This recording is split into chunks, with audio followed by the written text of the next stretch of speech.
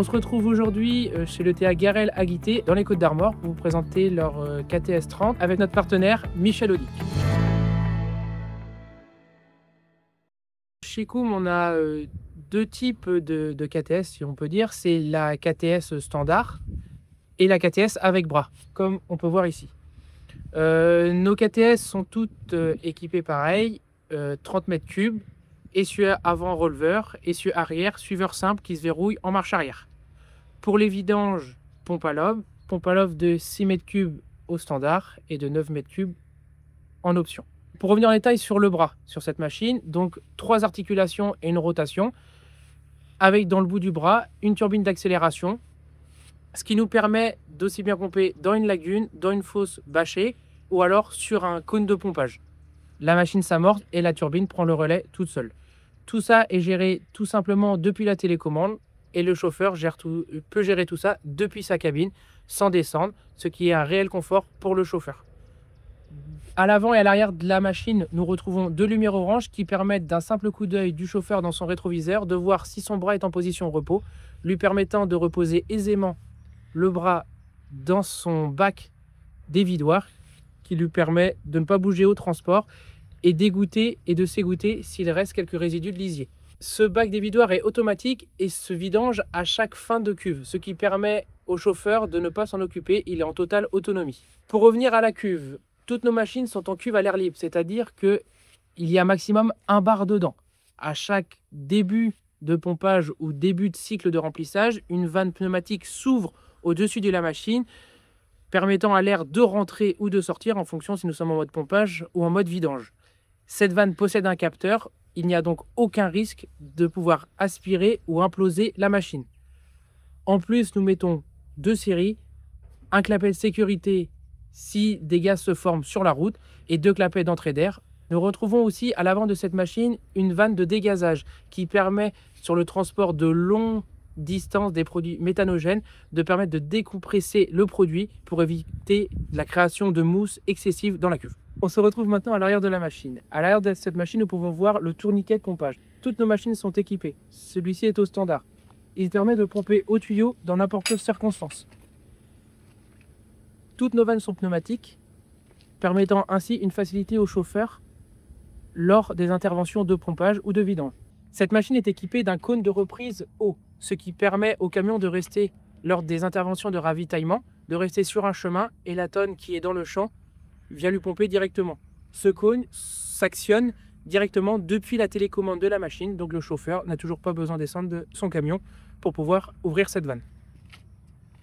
Nous retrouvons en série la vanne de brassage. Les machines peuvent être équipées d'un tuyau avec une réserve d'eau qui permet lors des pompages en industrie de pouvoir rincer son tuyau et de laver pour laisser toujours un lieu de pompage ou de refoulement propre. Les machines, comme toutes les machines KTS chez Koum, peuvent être équipées en option du pack Profi Plus. Ce pack permet de gérer 3 choses: la dépression pompage, la pression de refoulement ainsi que le volume dans la cuve. La dépression pompage, c'est-à-dire elle est automatique. Donc que je pompe sur un tuyau de 50 ou de 150, la pompe à lobe va adapter toute seule sa vitesse de rotation pour permettre un chargement optimal et une durée de vie des lobes optimum.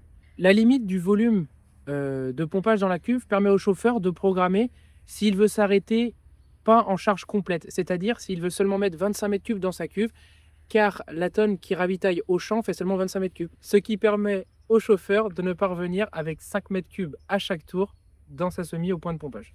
L'intégralité de la gestion du bras se gère grâce à une radiocommande sur batterie que le chauffeur peut emmener avec lui s'il descend du camion. Sur cette radiocommande, il gère les 3 articulations du bras ainsi que sa rotation. Nous retrouvons aussi le lancement automatique du cycle de pompage et de refoulement, la gestion des lumières du bras, mais il peut aussi gérer l'ouverture et la fermeture du cône arrière pour lui éviter de descendre lors d'un pompage en ravitaillement.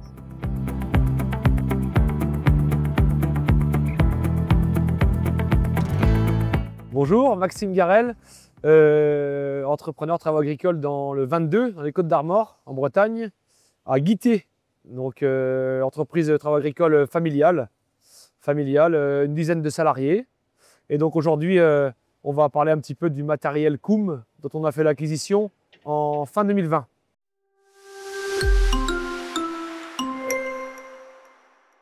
Au départ, je connaissais pas la marque. J'ai rencontré le commercial en fait. Les pays du Nord sont souvent un peu en avant, je trouve, sur le nord de l'Europe bien sûr, en avance sur la technologie, la rigueur dans la construction de leurs machines.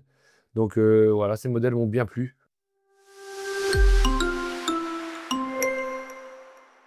C'est surtout forcément sur la route où il y a vraiment un écart, car on emmène des volumes assez importants, 30 mètres cubes. Et ensuite, on a quand même du train routier qui coûte moins cher qu'un train agricole avec des pneus basse pression. Donc c'est là-dessus qu'on a gagné énormément en frais de pneumatiques en fait.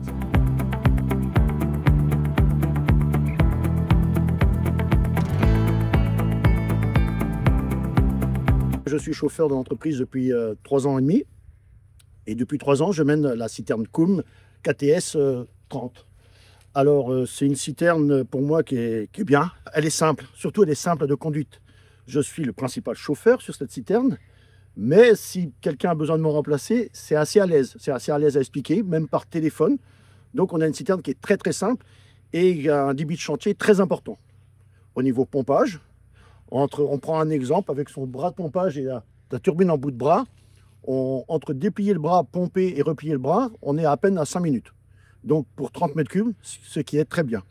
Donc cette citerne-là, nous surtout, au printemps, début de printemps, on fait du ravitaillement au champ. Donc on a un cône derrière, les tonnes ne sortent pas du champ, peuvent pomper directement dans la citerne. Donc c'est mon principal boulot du printemps. Et le restant, c'est ce qu'on appelle du fosse à fosse. Prendre d'un site pour emmener dans un autre site. Donc on fait de tout, c'est-à-dire de la lagune, on peut pomper au cône. Donc on l'alimente avec la pompe à lobe, qui ensuite la turbine prend la suite. Donc on reste toujours dans les 4 minutes à pomper. Niveau souci, non, 3 ans et on roule avec tous les jours, on démarre, on va au champ et on revient, on n'a pas de problème avec du tout. Donc voilà, et moi je vous la recommande.